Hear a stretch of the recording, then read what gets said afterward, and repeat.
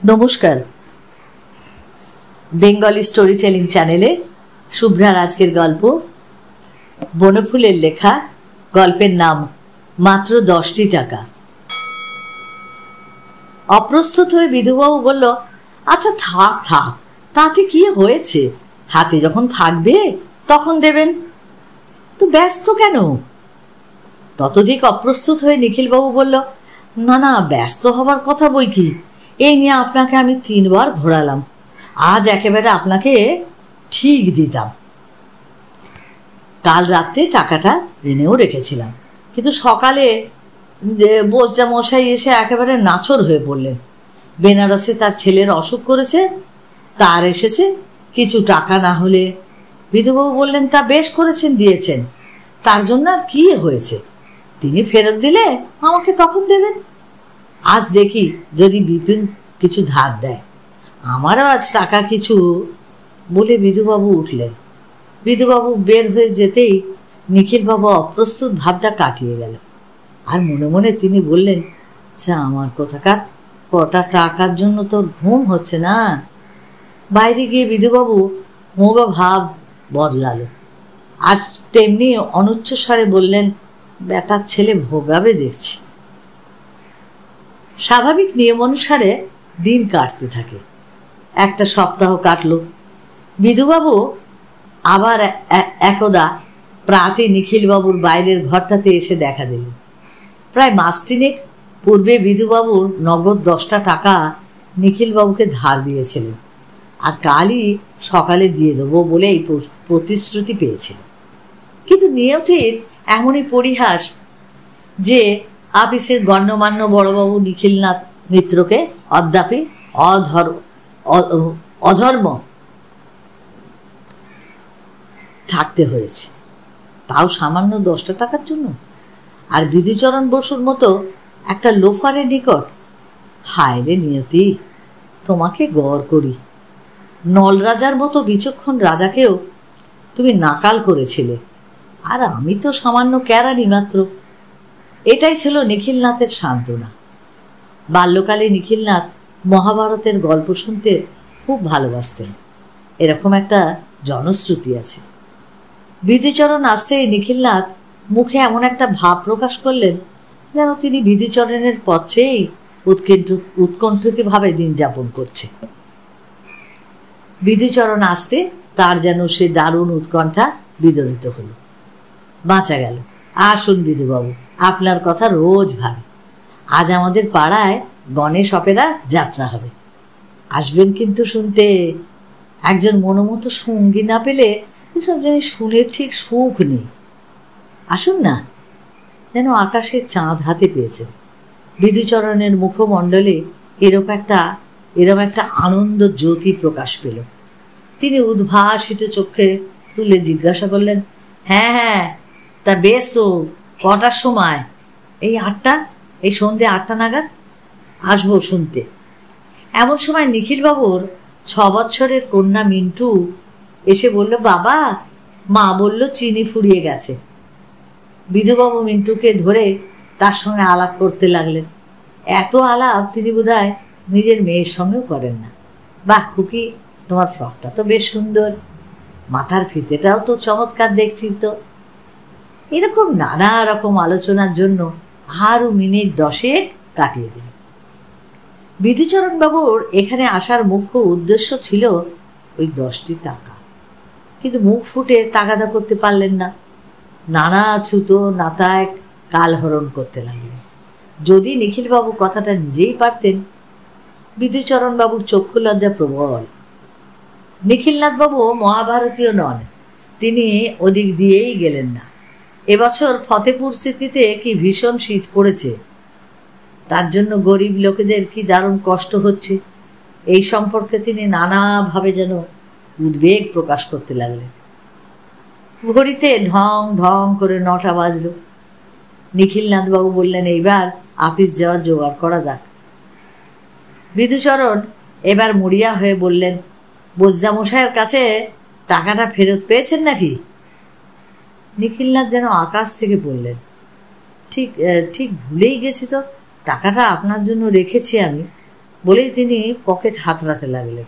আরে গেল যা, চাবিটা ফেললাম কোথা? সমস্ত পকেটগুলো খুঁজলেন, টেবিলের নিচে, আলমারির মাথায়, সর্বত্র খুঁজতে লাগলেন। আশ্চর্য, চাবি পাওয়া তো গেল না। বিধুচরণও খুঁজলেন এবং শেষটায় বললেন, আচ্ছা আচ্ছা, থাক থাক, কিসের এত ব্যস্ততা। সন্ধ্যাকালে যথাসময়ে এসে বিধুবাবু দেখলেন নিখিলনাথবাবু অনুপস্থিত। খোঁজ করে জানলেন যে কোনো প্রয়োজনীয় কাজে তিনি বাইরে গেছেন, কখন ফিরবেন স্থিরতা নেই। বিধুচরণ একাই বসে যাত্রা শুনলেন। উত্তরার অভিনয় তার বেশ ভালো লাগলো। শরীরের সঙ্গে মনের যে নিগূঢ় সম্বন্ধ আছে তা অস্বীকার করা যায় না, আর প্রমাণও মিলল। উত্তরার দুঃখে তিনি খুব বেশি অশ্রুপাত করলেন। পরদিন সকালে উঠে দেখলেন হৃদয়ের বেদনা গলদেশে আশ্রয় করেছে, ঢোক গিলতে কষ্ট হচ্ছে, আর টনসিল দুটোও যেন ফুলে গেছে। এমনকি টেম্পারেচার নিয়ে দেখলেন যে সামান্য জ্বরও হয়েছে।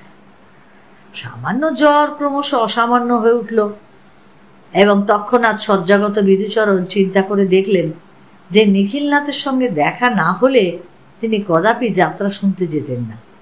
আর এটাও সত্য কথা যে মূলে 10টা টাকা না থাকলে কেবলমাত্র সঙ্গ কামনায় নিখিলনাথের সঙ্গে তিনি দেখা করতেও যেতেন না। এরকম বিশ্লেষণ করবার পর বিধুচরণ বলতে বাধ্য হলেন, বেটা, আমাকে দেখছি ধনে প্রাণে মারবে। বিধুচরণ 1 সপ্তাহ শয্যাশায়ী থাকলেন। চিকিৎসা বাবদ তার 17 টাকা 87 পয়সা খরচা হল। উক্ত ঘটনার পর 1টা মাস কেটে গেছে। কারোর পৃথিবী বাঙালি নয়, নিয়মিতভাবে যে নিজ কক্ষে ঘুরে চলেছে, নিয়মিতভাবে দিবারাত্রি আসছে আবার যাচ্ছে। সেদিন মাসের প্রায় 6 তারিখ। নিখিলনাথ নিজের ঘরটাতে বসে মনসাঙ্ক করছিলেন। আগামী কল্য তিনি মাইনে পাবেন, কেটে কুটে 55 টাকা 47 পয়সা। এর মধ্যে বাড়ি ভাড়া দিতে হবে 15 টাকা, মুদিকে দিতে হবে 20 টাকা, আর বাকি 20 টাকা 47 পয়সা। 47 পয়সা ছেড়ে দিলে থাকে 20 টাকা। এর ভেতর সমস্ত মাসে তরকারি খরচ, ছেলে মেয়ে স্কুলের মাইনে, দুধ, কেরোসিন তেল, কাপড় চোপড়ের বিল। না, বিধুচরণবাবুকে 10টা টাকা দেয়া অসম্ভব। গৃহিণীর হাতে অবশ্য গোটা কয়েক টাকা আছে। বাজার খরচ প্রভৃতি থেকে 1-8 পয়সা বাঁচিয়ে নিখিল গৃহিণী গোটা কয়েক টাকা জমিয়েছেন ঠিকই, কিন্তু ঠিক ক টাকা তা নিখিলের সঠিক জানা নেই। তাছাড়া এই কটা টাকা থেকে শোভাকে বঞ্চিত করতে নিখিলনাথের মায়া হয়। কি বলে চাইবে? বিধুর কাছে সে টাকাটা নিয়েছিল রেস খেলবার জন্য। বলা বাহুল্য হেরেছে, এ কথা অকপটে স্ত্রীর নিকট প্রকাশ করে বলবার মতো নয়।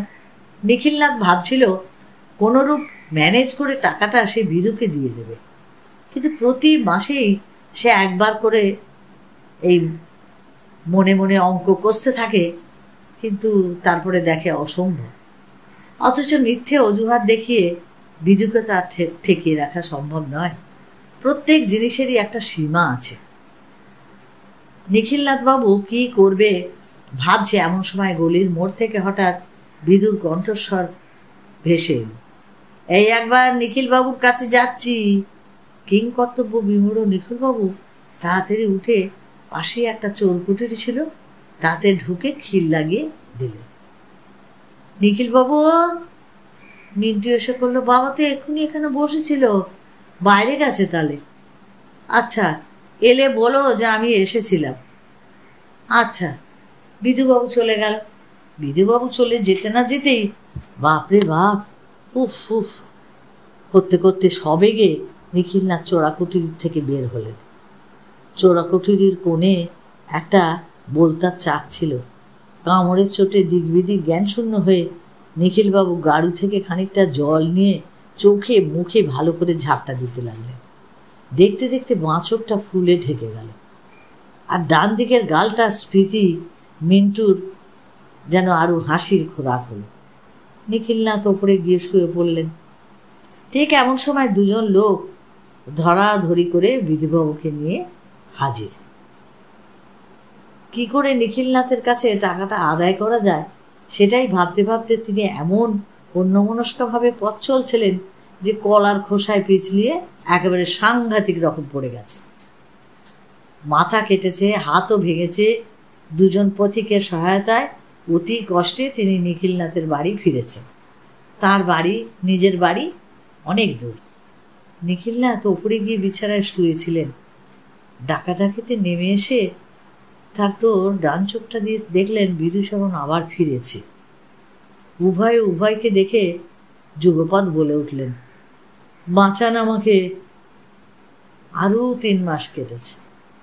নিখিলনাথ এখনো টাকাটা দেয়নি। বিধুচরণ কিন্তু এখনো ঘোরাফিরি করে যাচ্ছেন। সামান্য 10 টাকার জন্য এই লোকটা কতটা স্বার্থপর হতে পারে এই গল্পটা পড়ে আমরা সেটাই বুঝতে পারলাম। তাই এই গল্পটা, মিষ্টি মধুর গল্পটা যদি তোমাদের ভালো লাগে তাহলে তোমরা অবশ্যই লাইক করো, শেয়ার করো। আর যারা এখনো সাবস্ক্রাইব করোনি প্লিজ একটু সাবস্ক্রাইব করে আমার পাশে থেকো। সকলে ভালো থেকো, অপেক্ষায় থেকো আমার পরবর্তী গল্পের জন্য।